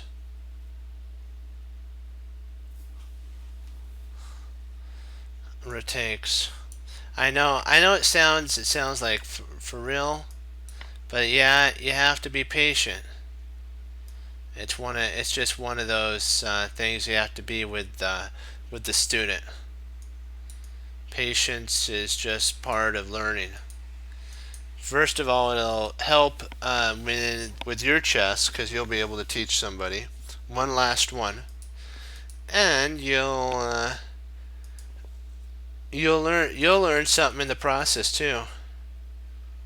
Yeah, it isn't easy, but I gotta tell you, it's so worthwhile though when you get to play with the person that you taught. Then it is fun, and then you can show them your games. You can show the person your games, and you'll get then you can share a lot of knowledge with them. Patience though is huge when it comes to teaching. Patience. Let me make sure. Let me see here. There we go. Good so far. And you have to also reinforce that mistakes are okay too. That's true.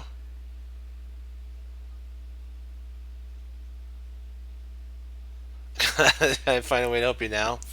Um, well, it's hard because I've just students are just they just had you got to be patient. I guess I'm trying to think of a way to speed up the process. I don't think there really is any. You have to reinforce that mistakes are okay because that's part of learning too. Okay, so it's white to move and win on mate 2. This is the last one.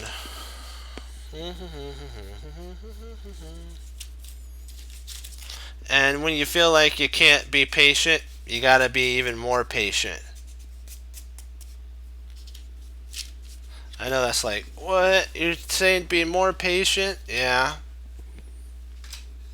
That's just how it is. I know. It's the best advice my teacher, grandmaster teacher, gave me, and so I'm giving it to you, my team chess cruncher, so that when you teach other students, it could be a family member or a friend or you know somebody that you know. There, maybe you're at a coffee spot and they have a chessboard set up there. You, while you're having coffee with your friend, you could teach them chess if they don't know it. Or you could play a game, which would be fun. Okay, B. You can't take the. Oh yeah, you take the queen. Check, yeah. Then they take, and then rook, and then rotate.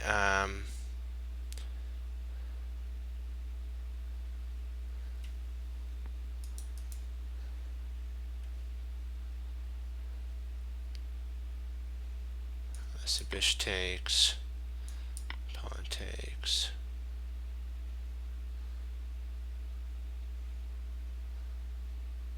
What am I? Did I not? I gotta make sure I set that up right. Hold on. Just want to make sure. Yeah, I got that set up right. Have it all set up right.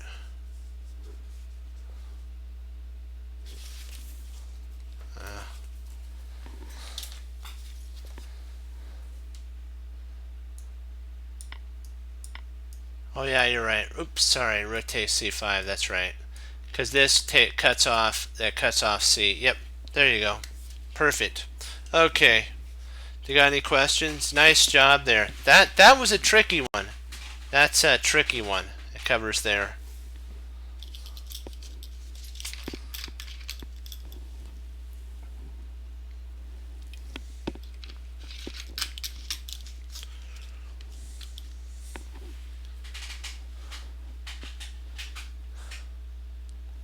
Any questions?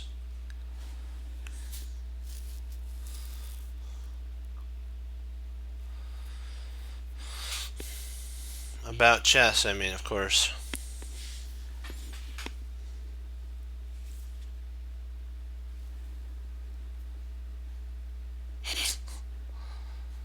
That's funny. That of course ratings are always important, but remember the love of training is huge. Any questions I should specify even more about uh, like what you learned today. Do you have any? That's what I should say. Do you have any questions on what you learned today?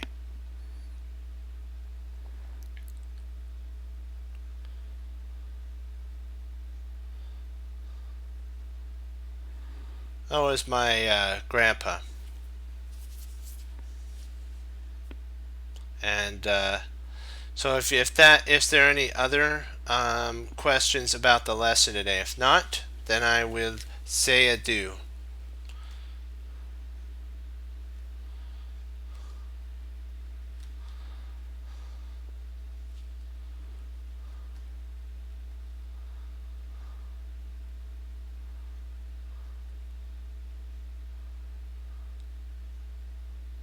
Okay, I will say adieu.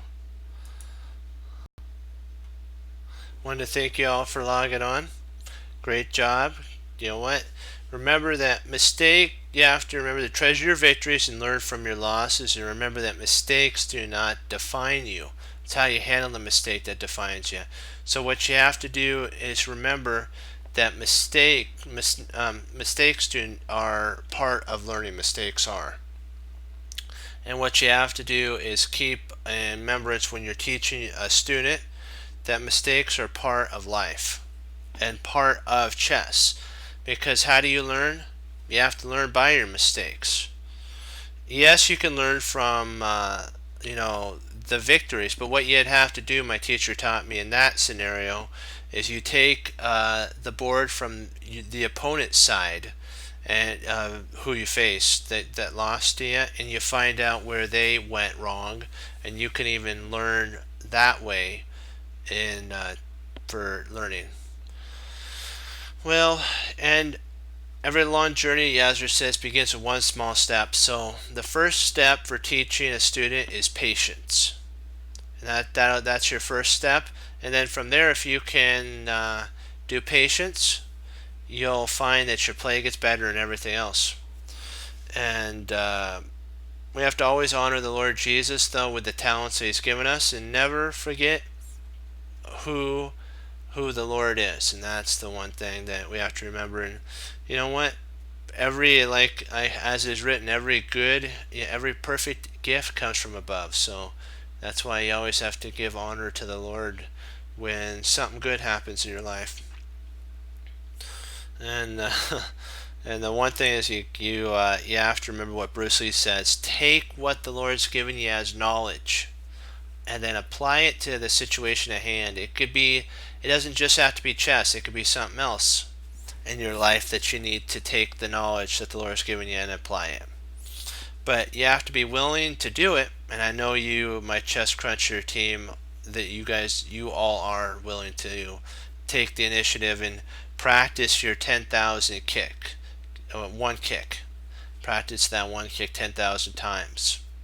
Like Bruce Lee said, that's the person who he feared the most, was the person who practiced one kick 10,000 times, not the person who practiced 10,000 individual kicks, because it's easy to practice 10,000 individual kicks, but to get that one kick mastered takes a lot of dedication and determination, and you have to be willing to put in the time and to persevere.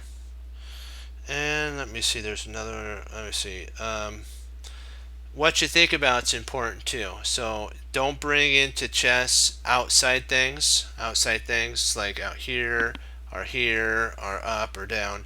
Leave them at the door and play your game of chess, or whatever field that you're in. You have to sometimes just leave the everyday stuff at the door so that you could play a good game of chess. Then don't give up, get up. That's a motto. And then always remember to put on your Grandmaster glasses when you play chess too. And I'm trying to think. I think that's about it.